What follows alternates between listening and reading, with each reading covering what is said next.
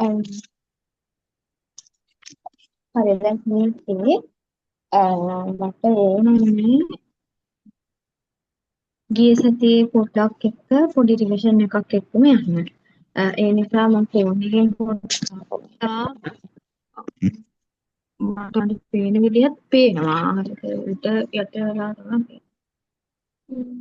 මේ මැද්දේ අතර තිබ්බට කමක් නැද්ද? කමන්න කමන්න.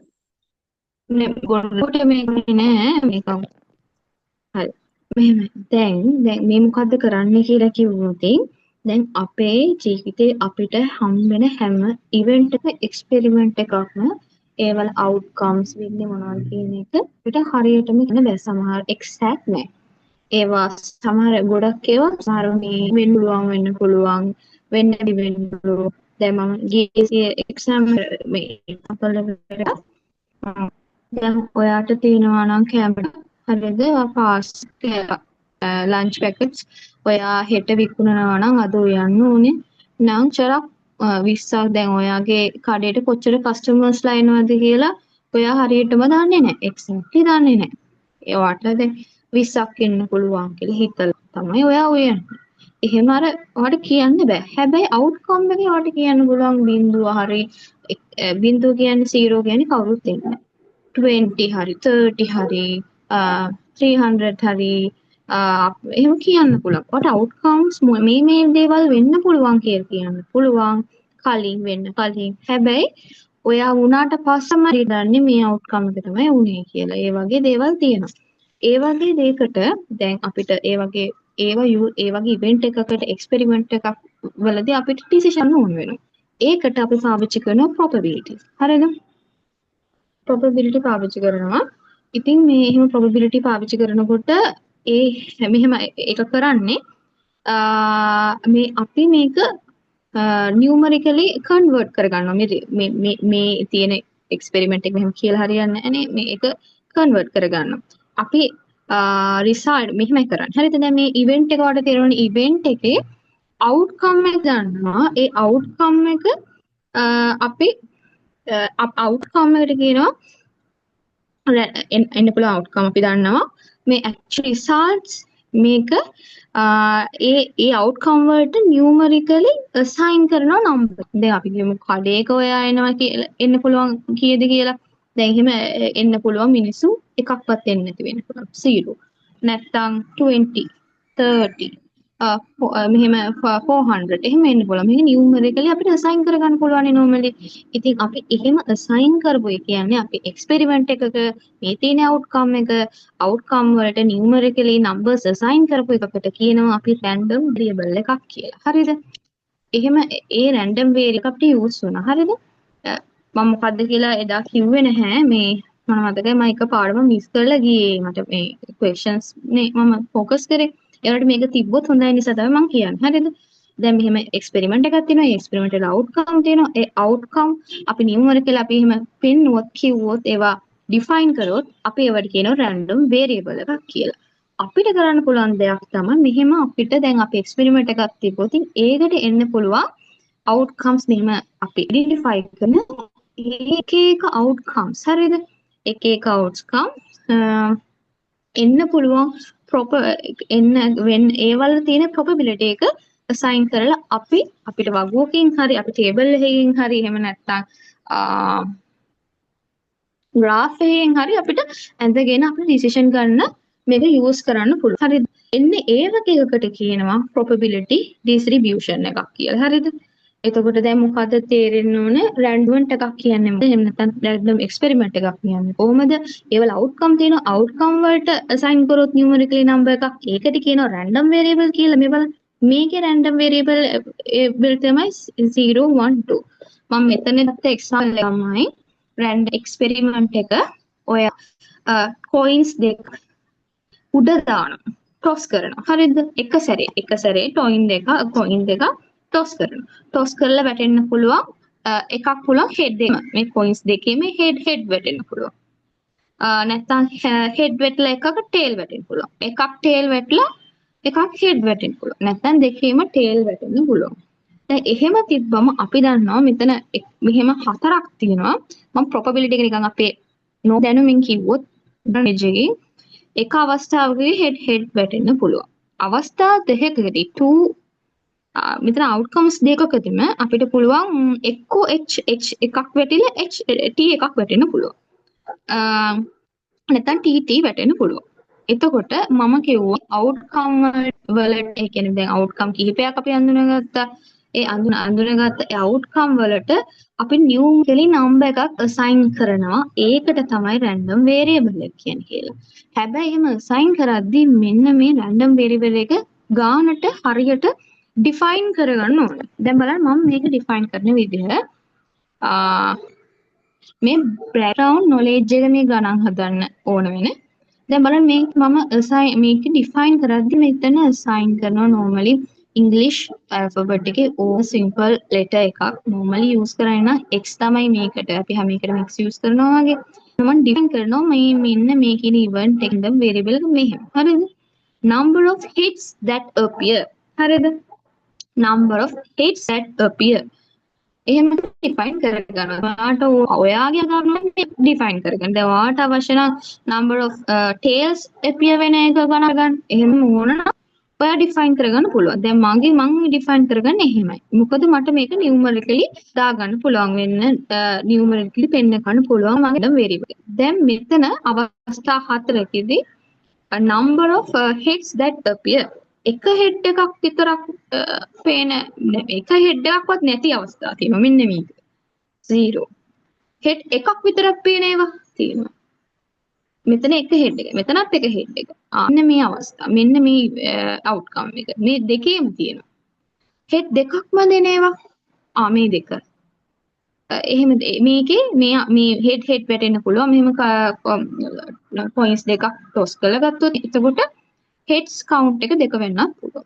එතකොට මේ තමයි අපේ outcome. ඕන මම මේක හොයාගත්තා. සේරම outcome මම හොයාගත්තා. එන්නේ outcome ඔන්න මම outcome ටික මේන්නේ. ඒ outcome එක දැන් මම කිව්වා මේ variable define කරගත්ත x මම මේ random variable එකේ ඉස්සරහා මෙතින් මගේ random variable එක x වෙන්න 0 වෙන්න පුළුවන්. x1 වෙන්න පුළුවන්. x2 වෙන්න පුළුවන්. මෙන්න මේ ඉන්සිඩන්ට් එක හරියම සිම්පල් ඉන්සිඩන්ට් එකක් ගත්තේ x0 1 2 වෙන්න පුළුවන්. මේකේ probability එක assign කරලා තියෙන මම මේ බලන්න මම p දීලා තියෙන්නේ x දීලා තියෙන්නේ. මේකේ තේරුම meaning එක probability of x කියන එක. හරිද? එතකොට 0 වැටෙන්න 1/4. හරි එක chance නේ තිබ්බේ.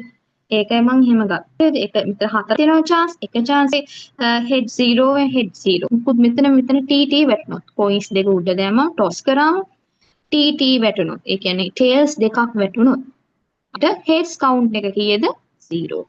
එතකොට ඒ නිසා probability එක මගේ general knowledge එකකින් දාගත්තේ. head එකක් විතරක් වැටෙන්න head එකක් විතරක් වැටෙන්න probability එක මොකද්ද? head එකක් විතරක් වැටෙන්න.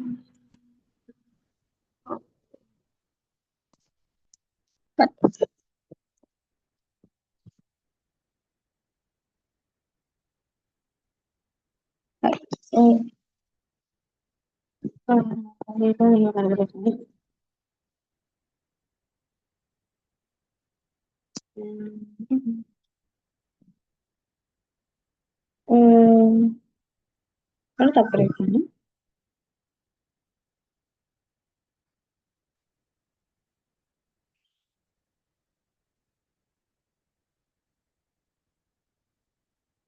हम वीडियो स्टार्ट करना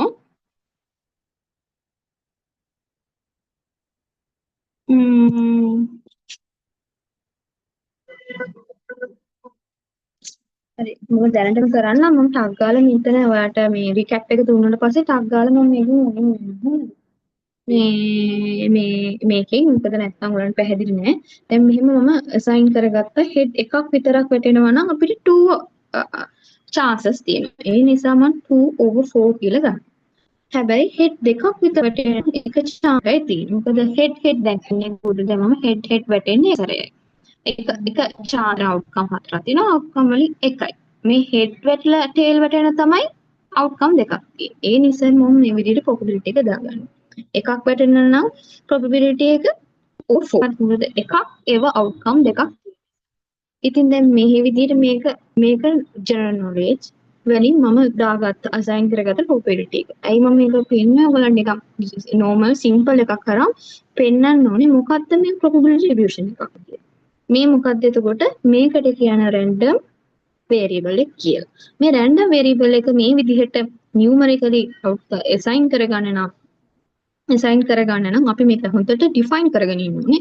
define කරගත්ත විදිහට තමයි මේ assign කරගෙන ඊට අදාළව probability එක ඒකට relevant probability එක මම assign කරගෙන තියෙන්නේ. එතකොට මේකට කියනවා probability distribution එකක් කියලා. මේක අපිට tell එකක් විදිහට පෙන්වන්න පුළුවන්. ඒ වගේම අපිට මේක graph එකක් විදිහට පෙන්වන්න පුළුවන්. මේ තියෙන මෙතන probability එක මේ පැත්තෙන් දාගන්න. හරිද? මේ පැත්තේ මොකක්ද අපි දාගන්න තියෙන්නේ random variable එක. 0 වෙන්න ඒ කියන්නේ අපේ random variable එක 0. ඒ කියන්නේ x 0 වෙන්න probability එක 1/4 මම මේක දාගෙන තියෙනවා. probability එක x 1 වෙන්න 2/4 ඒක මම දාගෙන තියෙනවා. එහෙම දාලා මේක draw කරන්න පුළුවන්. එහෙම graph එකක් විදිහට draw කරන්න පුළුවන්. තව එක එක විදිහට තව එක ක්‍රමයක් තියෙනවා මෙහෙම තියන්න. දැන් අපිට අවශ්‍ය වෙන්නේ මේ දේ විතරයි. මෙහෙම අපිට මේකට කියනවා probability distribution කියලා. දැන් අපිට ප්‍රශ්නේ තියෙන්නේ මොන හරි මෙහෙම random experiment එකක් දෙනවා. ඒකේ probability එක හොයන්න තමයි අපිට exam එකේ දෙන්නේ. එතකොට මේ වගේ එකක probability එක හොයන්න. හැබැයි මේ වගේ simple දේවල් නෙවෙයි අපිට normally තියෙන්නේ අපේ normal life එකේ තියෙන්නේ probability හොයන්න. මොකද අපිට මේක general knowledge පාවිච්චි කරලා outcome 4කයි තියෙන්නේ මේකේ. එහෙම ගන්න පුළුවන්. ඒ වුණාට එහෙම එකක් නෙවෙයි. ඊට වඩා ගොඩක් අමාරුව තියෙනවා. ඒ වගේව දෙක අපි ගිය සතිය ඉගෙන ගත්තා. මෙහෙමයි. එක එක જાතියේ මෙන්න මේ જાතිය එක්ස්පෙරිමන්ට් ඉවෙන්ට්ස් වලට මෙන්න මේ ඉක්වේෂන් එකේ අපිට probability හොයන්න පුළුවන් කියලා එහෙම જાති තියෙනවා. එකක් තමයි මම ගිය සතියේ කියලා කිව්වේ අපි බයිනෝමියල්. ඒකෙ වෙන්නේ මෙන්න මේ જાතියේ ඉවෙන්ට් එකක් එක්ස්පෙරිමන්ට් එකක්. හරිද? දැන්ට කීප ටික තියෙනවද?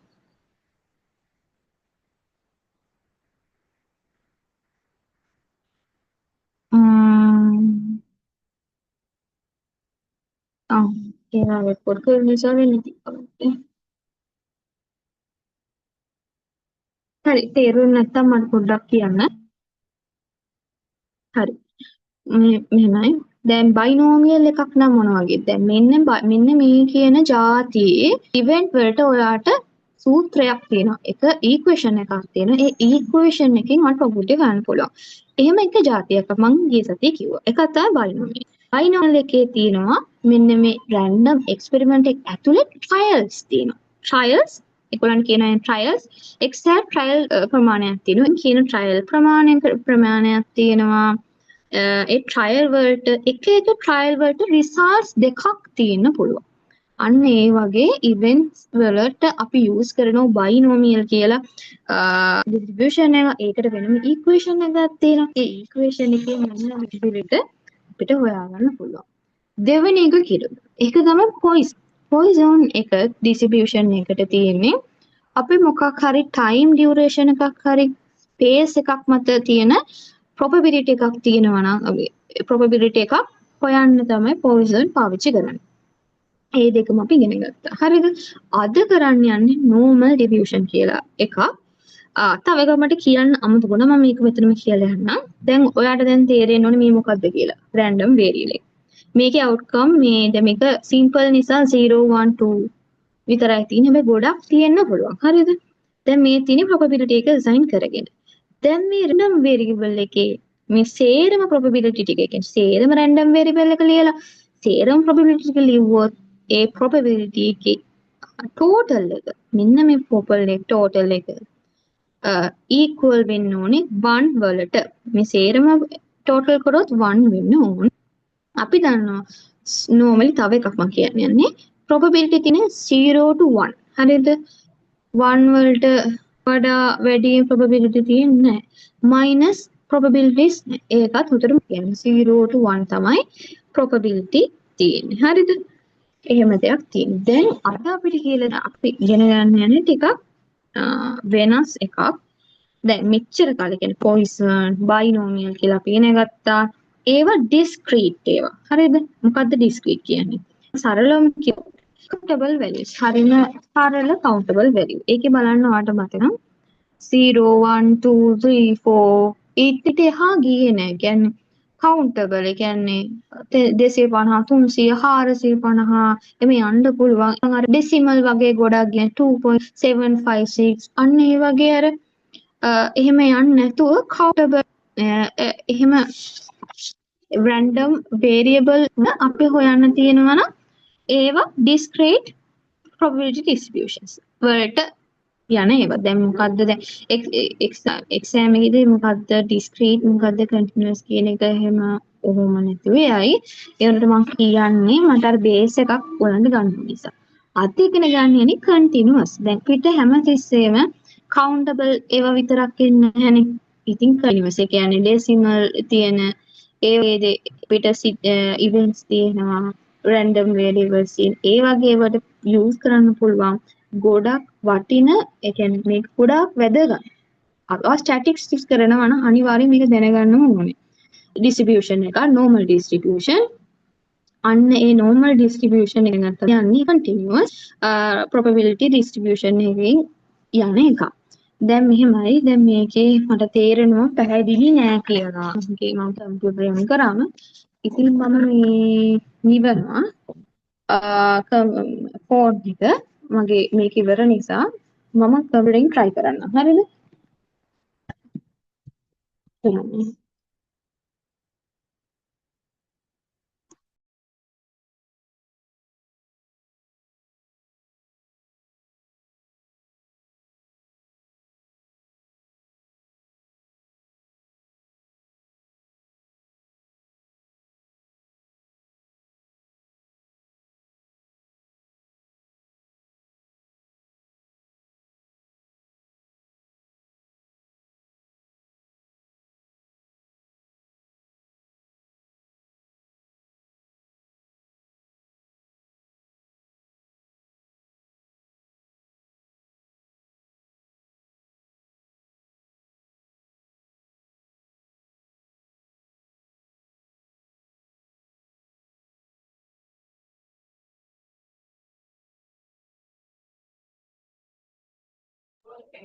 Hello, Romali.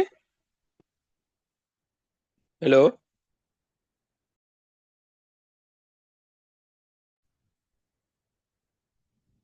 හරි ඔයාලා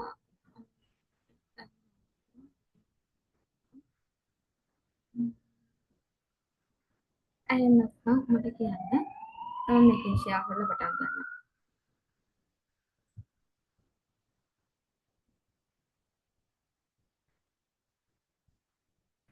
හරි මම මේකෙන් ෂෙයා කරලා පටන් ගන්නම්. එහෙම නැත්නම් මේ මට ඔයගොල්ලන්ට පැහැදිලි නේ.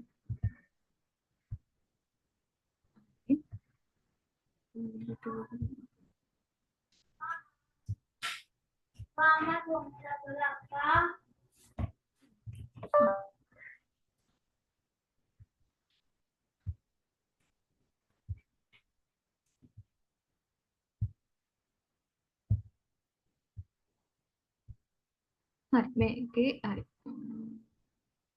normal distribution එක. හරිද? දැන් මෙහෙම දෙයක් වෙන්න හදන්නේ. normal දැන් මම poison එතකොට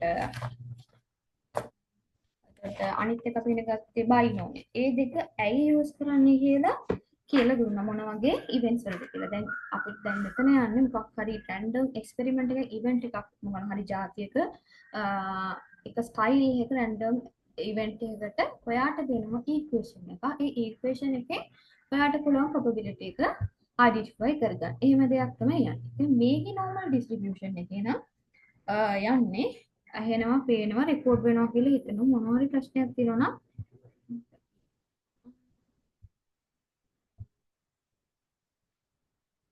හරිද?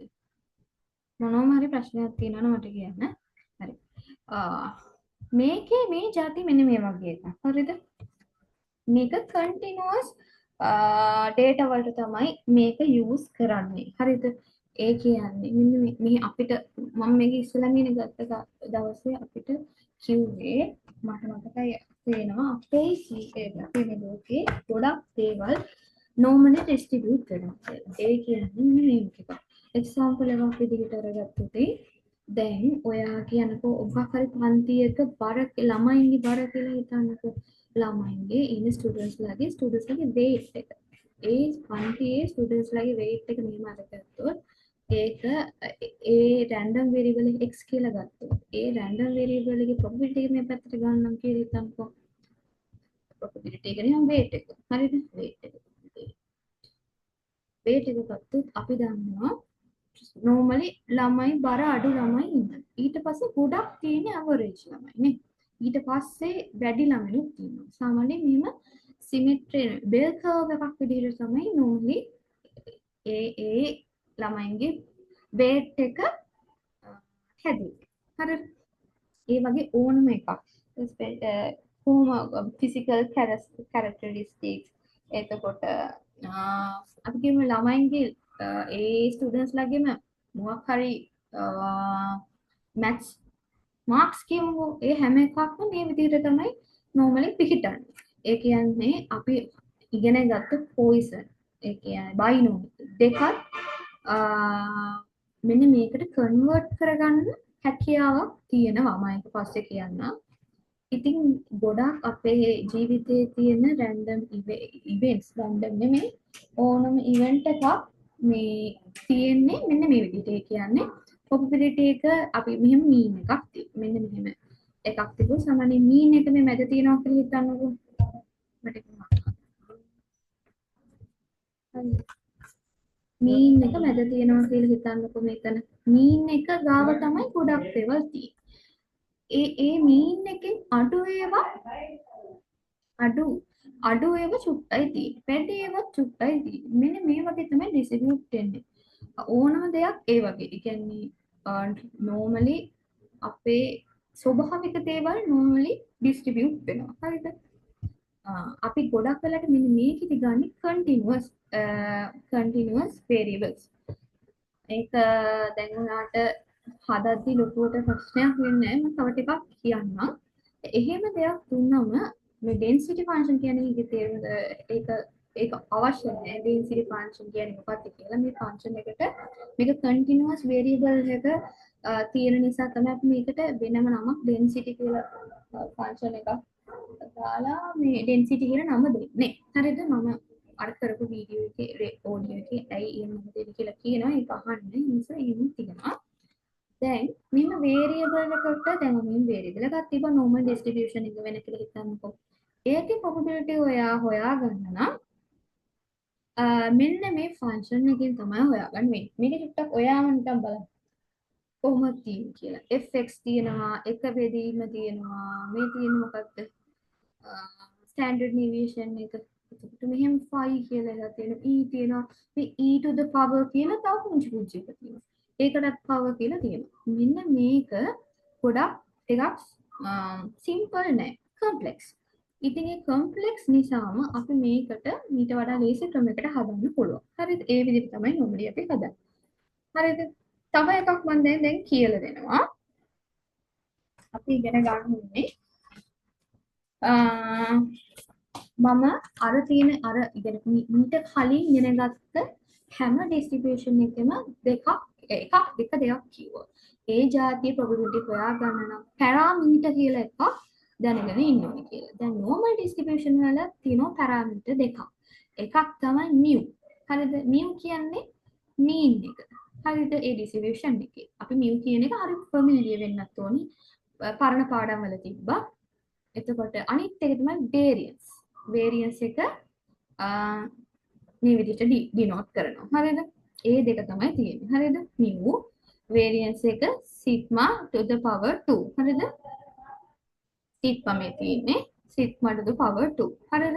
එහෙම denote කරනවා. ඒ කියන්නේ මේ දෙක දැනගත්තොත් අපිට ගන්න හදන්න පුළුවන්. ඒ කියන්නේ probability එක අපිට identify කරගන්න පුළුවන්. ඊට අමතරව අපි ඉගෙන ගන්න තව දෙයක් තමයි මෙන්න මෙහෙම දෙයක්. මම මේක ලස්සනට අඳින්න මට බෑ. ඒ වුණාට නිකන් හිතන්න මම අඳින්නේ මෙන්න මෙහෙම. bell curve එකක් කියලා මේ curve එක ගොඩක් දැකලා ඇති හැමතැනම. මම ගාව මම හිතන්නේ PDF එකක්.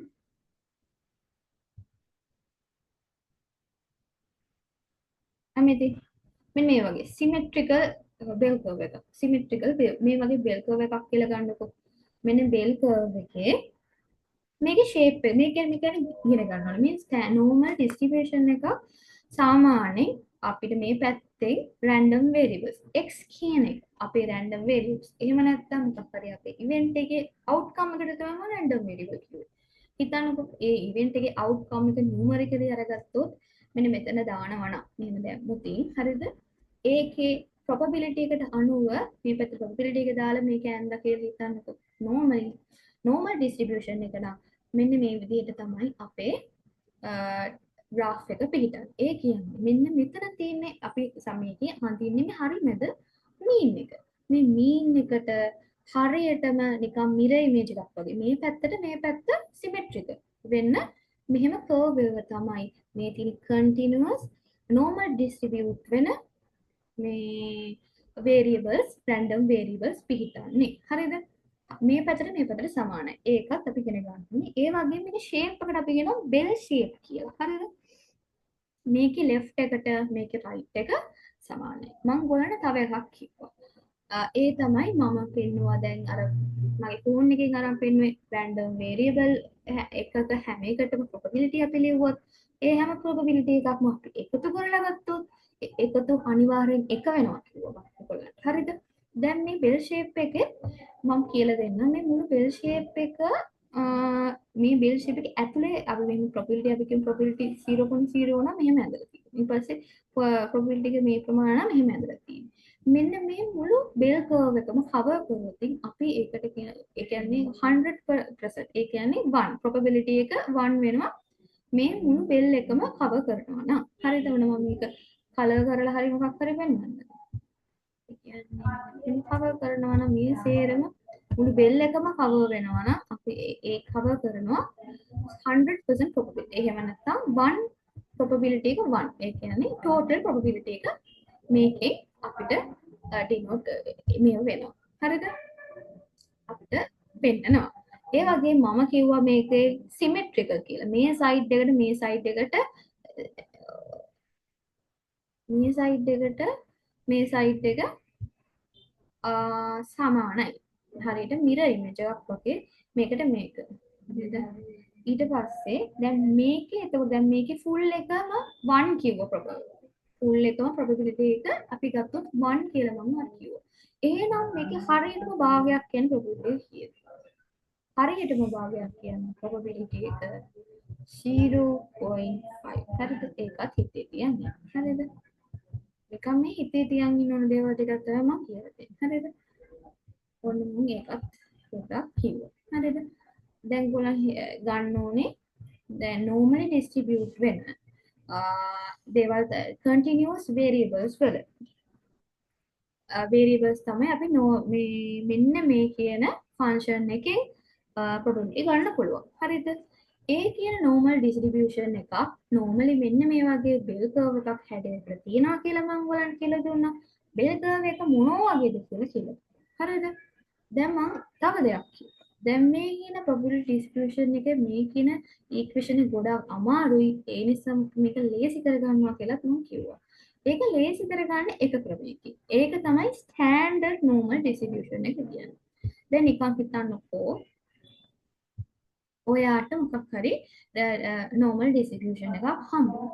ඒ කියන්නේ ඔයාගේ පන්තියේ ළමයින්ගේ ළමයි 50ක් ඉන්න පන්තියක් කියමුකෝ ඒ ළමයින්ගේ weight එක කියලා කියමුකෝ weight එක වෙන්න පුළුවන් අපිට පුළුවන් ඒකේ mean එක අපි 50 කියලා ළමයින්ගේ mean එක 50යි 50ට වඩා අඩුවෙන් තියෙන පුළුවන් probability එක මේ එතකොට 50ට වඩා වැඩියෙන් තියෙන පුළුවන් probability එක මේ දෙක සමානයි. ඒතර 50ට වඩා අඩුවෙන් තියෙන පුළුවන් probability එක 0.5 එතන 50ට වඩා වැඩියෙන් තියෙන පුළුවන් probability එක 0.5 තමයි. හරිද? ඔහොම එකක් තියෙනවා කියලා හිතන්න කොහොම දෙයක් දැන් අපේ normal ජීවිතේ තියෙනවා. මෙහෙම එකක ගන්න හදන්න අමාරුයි. කියන්නේ probability එක හොයන්න අපි ලේසි කරන්න අපි use කරනවා standard normal distribution එක කියලා. දැන් මම කිව්වා මේකේ mean එක ඒ කියන්නේ mu 50 කියලා. නිකන් හිතන්න මේකේ අපි දුන්නා කියලා variance එක මේ තියෙන variance හරිද ඔව් මතක තියෙනවා හිතනවා මේ variance ඒ කියන්නේ sigma to the power 2 එතකොට ඔයාලට මතක නම් මේක මොකක්ද මෙහෙම sigma විතරක් ලියුවොත් ඒක ස්ටෑන්ඩඩ් ඩීවියේෂන් එක. ඒ කියන්නේ ස්ටෑන්ඩඩ් ඩීවියේෂන් එකේ ඒක ස්ටෑන්ඩඩ් ඩීවියේෂන් to the power 2 තමයි වේරියන්ස් එක කියන්නේ. හරිද? වේරියන්ස් එකත් අපි කියමු දුන්නා කියලා ඔයාට වේරියන්ස් එක 4 කියලා නිකන් හිතමු. මෙන්න මෙහෙම ඔයාට ඩිස්ට්‍රිබියුෂන් එකක් තියෙනවා. ඒ ඩිස්ට්‍රිබියුෂන් එකේ ගාන හදාගන්න ඕන නිසා අපි ඒක කන්වර්ට් කරගන්න ඕනේ ස්ටෑන්ඩඩ් නෝමල් ඩිස්ට්‍රිබියුෂන් කියලා එකක්. මේ කියන ස්ටෑන්ඩඩ් නෝමල් ඩිස්ට්‍රිබියුෂන් එකේ ක්වොලිටිස් තියෙනවා. හරිද? මේක ඔන්න මම දම් පාටින් දානවා. ඒකේ මේ වගේම එකක් තමයි මේ වගේම ඩිස්ට්‍රිබියුෂන් එක. මම මෙහෙම බෙල් කර්ව් එකක් වඳින්න. හරිද? බෙල් කර්ව් එකක් වැඳු. හැබැයි මේකේ මියු හැමතිස්සෙම ඒ කියන්නේ මේකේ මීන් එක හැමතිස්සෙම 0. හරිද? මේකේ හැමතිස්සෙම මීන් එක 0. ඒ කියන්නේ දැන් අපේ නෝමල් අපිට ගාන හදන්න දෙන්නේ අපිට හොයන්න තියෙන එක මේක ඒක නියු අපි කන්වර්ට් කරනවා මේ කියන ස්ටෑන්ඩඩ් නෝමල් ඩිස්ට්‍රිබියුෂන් එකට. ස්ටෑන්ඩඩ් නෝමල් ඩිස්ට්‍රිබියුෂන් එක හැමතිස්සෙම මීන් එක 0. ඒ වගේම ස්ටෑන්ඩඩ් නෝමල් ඩිස්ට්‍රිබියුෂන් එකේ හැමතිස්සෙම ස්ටෑන්ඩඩ් ඩීවියේෂන් එක 1. හරිද? කොහොමද මේක කන්වර්ට් කරන්නේ? මෙන්න මේ කියන Z ෆෝමියුලා එකකින් Z ස්කෝර් එක Z කියන එක නම් අහලා ඇති ඔයාලා. Z ස්කෝර් එකට තමයි කන්වර්ට් කරගන්නේ. දැන් මම ගොඩක් දේවල් කියවන්නේ. හරිද? දැන් ලොකුවට කලබල වෙන්න එපා. අපි මේ ගාන හදමු. මම මේ ගාන හදන්න අවශ්‍ය කරන මේවා ටික දාලා තියෙන්නේ. එතකොට මොන වගේද කියලා තේරෙයි. අරත් දැන් අපිට මේකේ probability එක ස්ටෑන්ඩඩ් නෝමල් ටේබල් එකකින් තමයි ගන්න. මේ ස්ටෑන්ඩඩ් නෝමල් ටේබල් එක. මේක එක්සෑම් එකේදී දෙනවා. හරිද? මේක එක්සෑම් එකේදී තියෙනවා. කොහොමද මේ ටේබල් එක බලන්නේ? හරියට නිකන් ලොක් බුක් එක වගේ. හරිද? ඒක කොහොමද බලන්නේ කියලා ඒකත් කියලා දෙන්නම්. හරිද? මම දැන් 2019 පේපර් එක කරන්න යනවා. මේකේ සාමාන්‍ය third question එකේ තමයි දෙන්නේ. හැබැයි මේ අවුරුද්ද විතර fourth question එකේ first question එකට මේ normal distribution එක ගිහිල්ලා තියෙන එහෙමත් වෙන අවස්ථා තියෙනවා. ගිය අවුරුද්දේදී තිබ්බේ 2025 වල ජනවරි වල last batch එකේ දීලා තිබ්බේ question third question එකේ. ඔන්න මම දැන් පළවෙනි fourth question එක දෙන්න. හරිද? fourth එකේ first එකට මේක කියුවොත් statistic analysis of telephone calls made from the headquarters of High Tech Telecommunication Corporation indicates that the length of these calls is normally distributed. මෙන්න මේකේ calls වල length එක. දැන් මේ ටෙලිකොමියුනිකේෂන් කෝපරේෂන් එකක් ඒ calls වල length එක අපිට වෙන්න පුළුවන් seconds වලින් මේ දීලා තියෙන තප්පර වලින්. 20 second වෙන්න පුළුවන් නැත්නම් 400 second වෙන්න පුළුවන්. 200 seconds වෙන්න පුළුවන්. මේ තප්පර ගාන එක එක දෙන්න පුළුවන්. ඒ තියෙන තප්පර ගාන normally distribute වෙලා. ඒ කියන්නේ මේ විදිහට symmetrical bell curve එකක තියෙනවා. අපි මේ එකක් උයි මේ කැල විතරයි normally යන්නේ. හරිද? මෙහෙම එකක තියෙනවලු. හරිද? ඊට පස්සේ කියනවා මේකේ mu කියන එක 240. හරිද? 240. ඔන්න මම මේකේ mu කියන එක අර ගන්නවා. මම ඒක copy කරනවා. control V. මෙහෙම දැන් අපි මෙන්න හම්බුනාම ලියා ගන්නවා. මේකේ වැරද්ද තියෙනවා.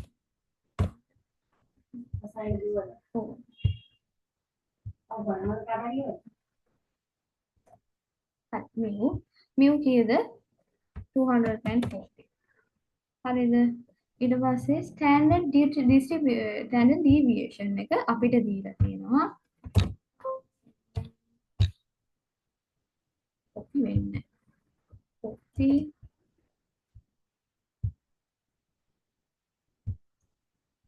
paste කරන්න.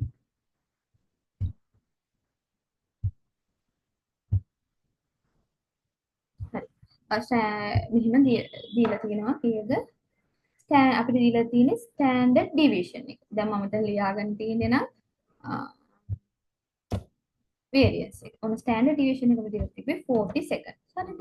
මේ හැම එකම seconds වලින් දීලා තියෙන්නේ. දැන් අපිට කියලා තියෙනවා මේක normal distribute වෙනවා කියලා. එහෙනම් මම මේක ලියා ගන්නවා normal distribute වෙනවා කියලා. දැන් මේ exam paper එකේ ලියනවා. හරිද? ඒක ලියන්නේ මෙහෙමයි. x කියන එක මේ රැල්ලක් වගේ තියෙන normal distribute කියලා. distribute කියලා එක. හරිද? x කියන එක distribute වෙනවා n කියලා දාන්නේ normal distribution කියන එක denote කරන්න. එතකොට මම මේකේ parameters දෙකක් කිව්වා. හරිද? මේ normal distribution එකේ ගණන් හදන parameters දෙකක් කිව්වා. එකක් mu එකක් variance. හරිද? ඒ දෙක තමයි මම ලියන්න තියෙන්නේ. හරිද? මේ විදිහට මම කිව්වා අපි ලියා ගන්නවා කියලා distribute වෙනවා. ඒ parameters දෙක ඇතුලේ මම ලියා ගන්නවා කියලා මම ලියා ගන්නවා. හරිද? mu කීයද අපේ 240. එතකොට අපිට දීලා තියෙන ස්ටෑන්ඩඩ් ඩීවියේෂන් අපිට මේක හද දාන්න ඕනේ නැහැ.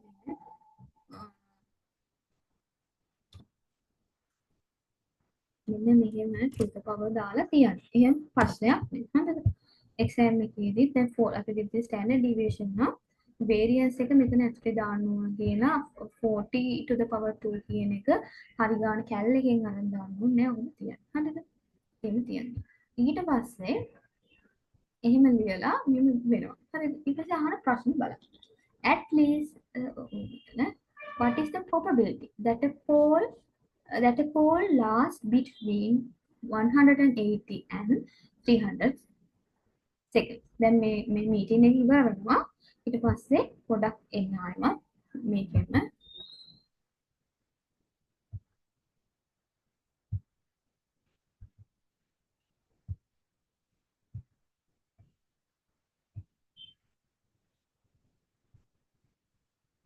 ඉවර වෙන්නේ.